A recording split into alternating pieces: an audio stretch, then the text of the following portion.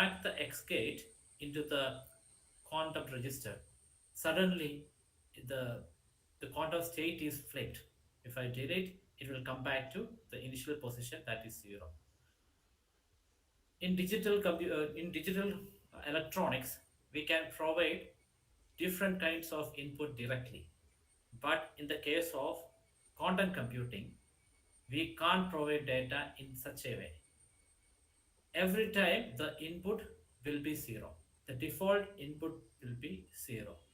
That default input can be changed with the help of X gate. So that input is now 1. Here I am going to add one more quantum register. So there is one more quantum register, and the output of the Q0 is 1 and Q1 is 0. Q0 is 1, Q1 is 0. So in that way we can we can denote a 0 1 in quantum computing. 0, this is 0 1. If you want to add 101, then you simply add one more quantum register and provide a X gate in the Q2 Q2 quantum register. So in that way we can provide different input values to a quantum circuit. Otherwise, you can't provide any data. The default data will be always 0. You have to manipulate the default value with the addition of X gate. So that's one of the application of X gate. Okay, let's delve into our today's gate, that is Y gate. Y gate is denoted by Y itself. Let me delete existing quantum register. Okay. So without any gate, the default value is 0. But I am going to drag the Y towards the quantum register, then it suddenly changed to 1. Also, you can see a change in the phase angle. In the X gate, there wasn't any change in the there wasn't any change in the phase angle, but here we can see a change in phase angle, that is pi by 2. Before the addition, the phase angle was 0. After the advent of Y gate, phase angle is changed by pi by 2. The phase angle representation is provided here. The pink color indicates pi by 2, the blue one indicates 0. So in that way we can easily understand the change of phase angle. Also, we can put a tick mark over here, so that we can see simultaneously, we can see the get as well as the phase angle. So Y is providing a change in the bit as well as change in the phase angle. Now delete the the Y gate, and I'm going to add Z gate. Look, no changes in this qubit, the block sphere. There isn't any change in the block sphere, even though we are added Z gate. I deleted it, but still there isn't any change, because in Z gate, if the input is 0, there will not be any change. I will show the mathematical reason behind that very soon. Now you just think that for any change in the Z gate or any change in the value of a qubit, you have to provide a 1 value. The initial input should be 1. Then only with the advent of Z gate, it is changed to a different phase angle. Okay, how we can create a 1? How we can create a get 1? The default value is get 0. How we can create a get 1? Anyone? Anyone?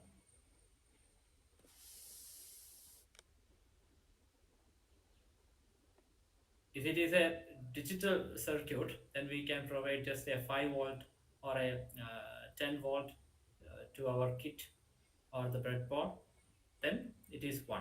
But that's not the case of quantum computing. Quantum computing, the default value will be 0. To create 1, you have to add x gate. I have added the x gate and suddenly it become 1. Now we can provide z gate. Let me drag the z gate to here. Look, the color is changed. The value didn't change, but the color is changed.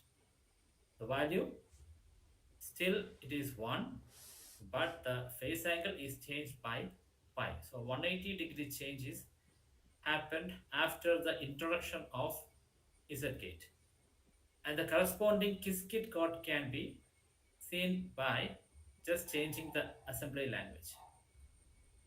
Only the changes here in this panel is possible with the assembly, or you have to use your mouse pointer. Otherwise you can make the changes with the assembly language, but assembly language can't be used to do a project work. To do a project work you have to rely on an API called Qiskit. We already discussed about the basics of Qiskit in the last class. Up to, I think, up to this portion we already discussed. Up to this portion we already discussed, and there is only one statement that we didn't discuss. That is exactly same to, almost same to the eighth line of the code. In the eighth line we are adding an x gate. In the ninth line we are adding an z gate. The only difference is x and z. X is replaced with z. So this is how we have to, uh, in the perspective of code, this is how to add a z gate. Okay. Now let's come back to the whiteboard.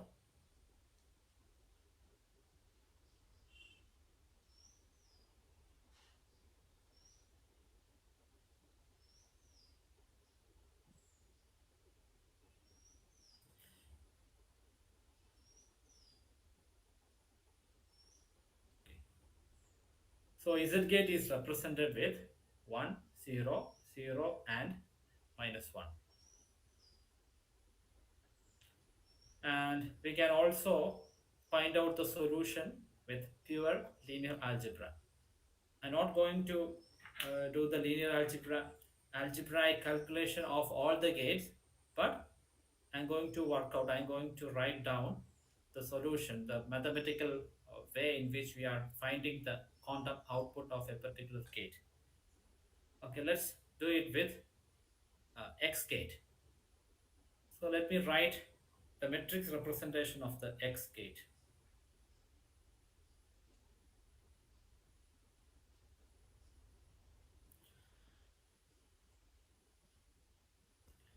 The matrix representation is 0, 1, and 1, 0. And here I am going to apply this x gate to get 0. In the last class, we discussed about this get 0. What is the matrix representation of this get 0? Zero. The matrix representation of get 0 is 1, Zero. 0. It is 1, 0. So, I'm going to change this get 0 with 1, 0. Because get 0 is a matrix with value 1 and Zero. 0. Let me write it down. 1, 0. Now it's a simple multiplication of two matrices. It's a 2 by 2 matrix, 2 row with 2 column. And our input, the get 0 is a 2 by 1 matrix. So this kind of multiplication is possible because the column of the first matrix and row of Row second matrix are same. is same, identical. So the result will be 2 is to 1. 0 into 1 is 0 plus 1 into 0 is Zero. 0. 1 into 1 is 1 plus 0 into 0, 1. 0. 1 plus 0, 1. 1. 1. 0, 1. The last class, we also discussed about the Get 1. ket 1. Ket 1 is represented as 0 and 1. 0, And 1. Here we get 0, 1. That means it is a get 1. 1. Yes. And this is how we are doing the mathematical uh, representation of the thing that we already discussed with the help of a log sphere. Similarly, you can also do this operation for Y gate and for Z gate as well. Now consider this gate operation, and this gate is a random value. I just putting this is actually this kind of gate actually doesn't exist, but I am randomly giving you certain values and showing it as a gate. The values are just random value A, B, C, D variables, and here 0 means A, B, and ket 1 is C, D. So if a gate is here, if a gate is provided, then the first column will be ket 0 and second column will be ket 1. 1. If you are going to represent the same thing in direct notation, then this is how we are representing how we are applying the gate. Look, just a numerical, sorry, a alphabetic character followed by ket 0 or ket 1. Or otherwise, you can generally put ket psi like this. Ket psi. U ket psi means the gate U is applied over ket psi. U ket 0 means the gate U is applied on the top of ket 0. If you are applying a gate to ket 0, then its outcome in direct notation is A is the first element in the first row. A get 0 plus Get B 1. get 1. Then U get 1 is equal to second row first element. That is C get 0 plus D get 1. And before going to further analysis, let me introduce you a different platform to learn quantum computing. For that, let me again share a different web page. Look, this is blockcurve.io. You can also take this tab and please replicate what I am going to do here. It's a visualization of block sphere. What is meant by block sphere? Block sphere is a method to represent qubit in a visible form. So the default value here we are seeing the default value. Default value is 0. 0 is along the z-axis. This is the z-axis. And here you can see the x-axis. This is the x-axis. This is the y-axis, and this is the z-axis. So the positive z-axis is denoting the 0, and the negative z-axis is depicting the 1 value, quantum 1 or the ket 1. So let us do some operations with the gates. Here, there we can see different kinds of gates, the Pauli X gate, Y gate, Z gate, and Hadamard gate that we will discuss in this session. And there are some other gates for changing the phase values. First of all, let me do the X gate operation. The X gate operation is provided. Look how the value is changed. You can see an arc. You can see an arc, and how this arc is created. Look at this.